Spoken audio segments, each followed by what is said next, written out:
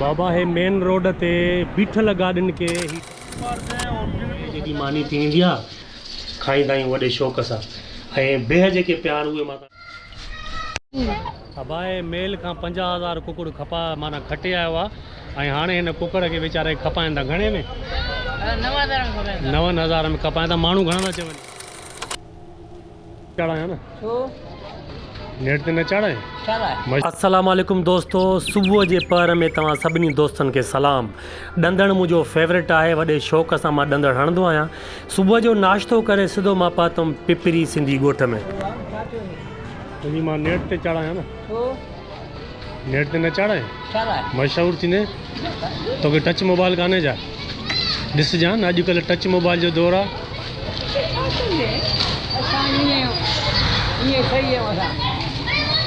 ही मुंहिंजो दोस्त आहे आसिफ़ अली पंवर जेको मज़ूर माण्हू आहे ऐं असां वञी रहिया आहियूं ॿई शाह लतीफ़ जेको पिपरीअ खां तक़रीबन 20 मिंटनि जो पंधु आहे।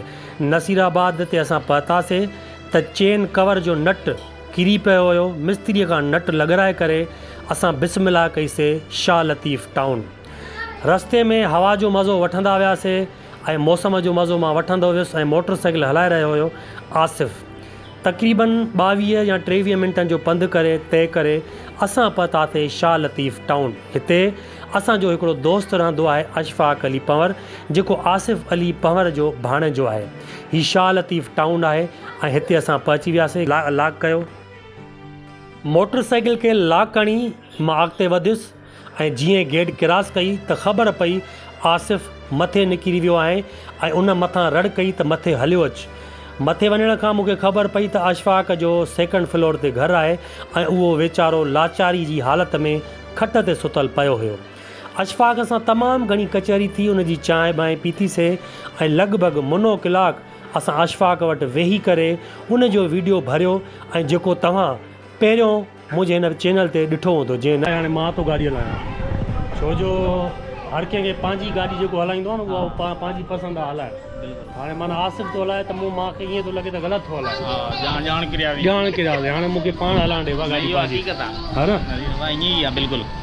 बाबा हे मेन रोड ते बीठल गार्डन के ही डंपर जेको आहे लताड़े वियो आहे। को जानी नुकसान तो नहीं हो ना उस्ताद?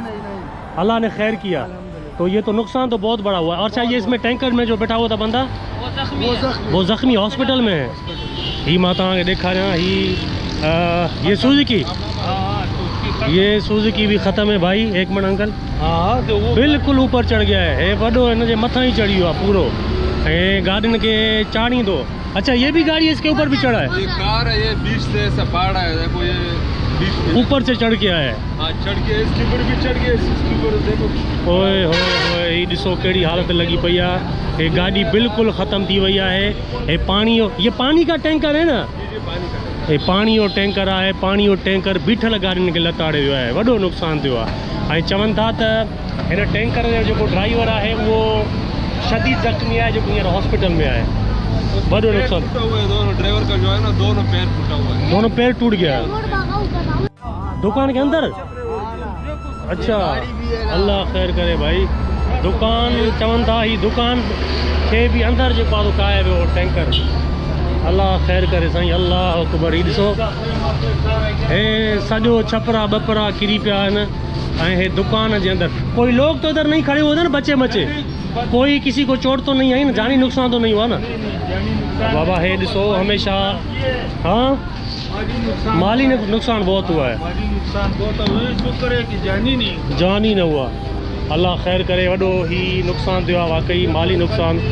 हे छपरा ॿपरा का चादर मादर उतारो। ये भी ख़त्म है, वो भी ख़त्म है, सारा ख़त्म है। ये इस साइड से भाई दिखाते हैं। ये तो बिल्कुल ही ख़त्म है।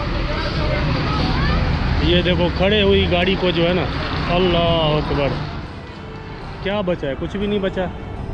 अल्लाह रहम करे यार। बहुत ओवर स्पीड मारते हैं और बिल्कुल ख़तरनाक जो खतरनाक ड्राइव होती है ना बिल्कुल ख़तरनाक ड्राइव करते हैं। ये समझते नहीं है कि यहाँ पर इंसान रहते हैं या कुछ जानवर रहते हैं या कुछ बंदे रहते हैं। ये समझते नहीं है ये चीज़ को। बिल्कुल ऐसे जाते हैं जिस तरह इन्होंने हवाई जहाज़ बनाया होता है। ये कोई इंसानियत। अब ये देखो ना ये कौन सा तरीका है? पाई पाई जोड़ता है बंदा, सारा कुछ तबाह कर दिया, एक मिनट में तबाह कर दिया, 1 मिनट में तबाह कर दिए सब। ये वीडियो माने लाइ तो ॾेखारियां त हमेशह असां गाॾी हलाइण दौरान अॻिते ख़्यालु कंदा आहियूं त पोइ हिते बि असांखे ख़्यालु करणु खपे त कॾहिं बि कुझु बि थी सघे थो। गाॾियुनि वारा, कारुनि वारा, मोटरसाइकिलनि वारा उहे एहतियात सां गाॾी हलाइनि, अॻियां पोयां ॾिसी करे गाॾी हलाइनि। हादसा अचानक थींदा आहिनि ऐं कंहिंखां पुछी करे न ईंदा आहिनि। वो लगा है, ये वो सामने वालों को, वो किसी दरख्त पे लगा है, उसके बाद जो है ना ये ऐसे आते हैं। अच्छा मालूम है था। एक बंदे ने उसको गाड़ी से निकाला है, उसने खुद बोला कि ये नशे में था।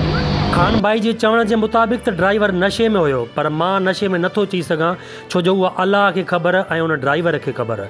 दोस्तो घर मोटी आयुमि त गर्मी तमामु घणी, इन जे लाइ लस्सी ठाहे पीती ऐं ॻोठ जी सिक पूरी कई। असां पंहिंजे घर में पचाया आहिनि निला बिह, माना रस वारा बिह। कॾहिं कॾहिं असां उनखे ॾहीअ में कंदा आहियूं ऐं कॾहिं कॾहिं वरी उनखे रस वारा कंदा आहियूं। सो अॼु चांवरनि जी मानी सां असां खाईंदासीं बिह। चांवरनि जी मानी शायदि असांजा जेके लाड़ वारा दोस्त आहिनि उनखे पचाइण न ईंदी हुजे, पर तव्हांखे ॿुधाईंदो हलां त असां उतरादी चांवरनि जी मानी तमामु घणे शौक़ सां खाईंदा आहियूं। चांवरनि जी मानी पची रही आहे, मां तव्हांखे ॾेखारियां थो, ऐं बिह अगरि पची विया आहिनि त उहो बि तव्हांखे मां दीदार वठायां थो। अचो पहुची कान में हलो।